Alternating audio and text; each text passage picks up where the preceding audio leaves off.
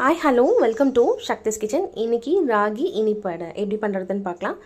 ராகி இனிப்படை செய்கிறதுக்கு 1 கப் ராகி மாவு எடுத்திருக்கேன். 1/4 கப் பாசிப்பருப்பு, இது ட்ரை ரோஸ்ட் பண்ணி நம்ம வேக வச்சு எடுக்கணும்.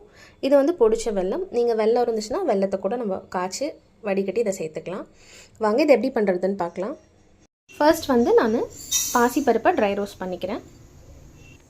கலர் எதுவும் மாறணும்னு இல்லை, நம்ம நல்லா ஒரு அரோமா வர வரைக்கும் நம்ம நல்லா வறுத்து எடுத்துக்கலாம்.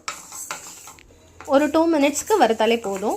இதை தனியாக செப்பரேட்டாக எடுத்து வச்சுட்டு ராகி மாவு, பொடிச்ச வெல்லம், தேங்காய் துருவல், ஏலக்காய் அண்ட் ஃபைனலாக இதை வேக வச்சு சேர்த்து மிக்ஸ் பண்ணி நம்ம அடையாக ஊற்றிக்கலாம்.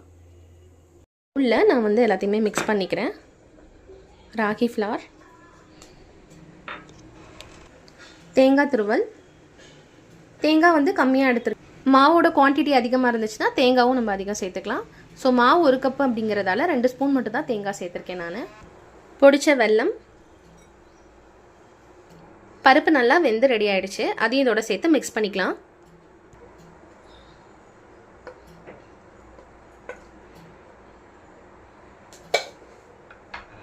இப்போ எல்லாத்தையும் மிக்ஸ் பண்ணிக்கலாம்.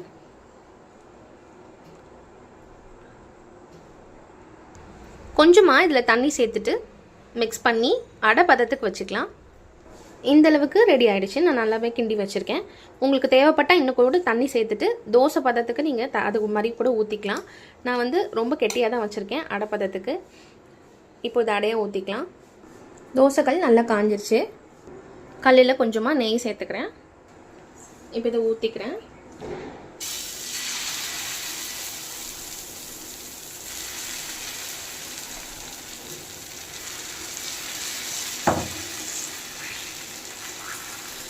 இதை மீடியம் ஃப்ளேம்லேயே வச்சு நல்லா வேக வச்சுக்கலாம் ஒரு 5 நிமிஷத்துக்கு. கேழ்வரகு வேகிறதுக்கு லேட் ஆகும், கொஞ்சம் நல்லா வேகட்டும். மீடியம் ஃப்ளேம்லேயே இருந்து ஒரு ஹெல்த்தியான ராகி இனிப்படை ரெடி ஆகிடுச்சு. இது ஈவினிங்கில் ஸ்நாக்ஸாக குழந்தைங்களுக்கு பண்ணி கொடுங்க, ரொம்பவே பிடிக்கும்.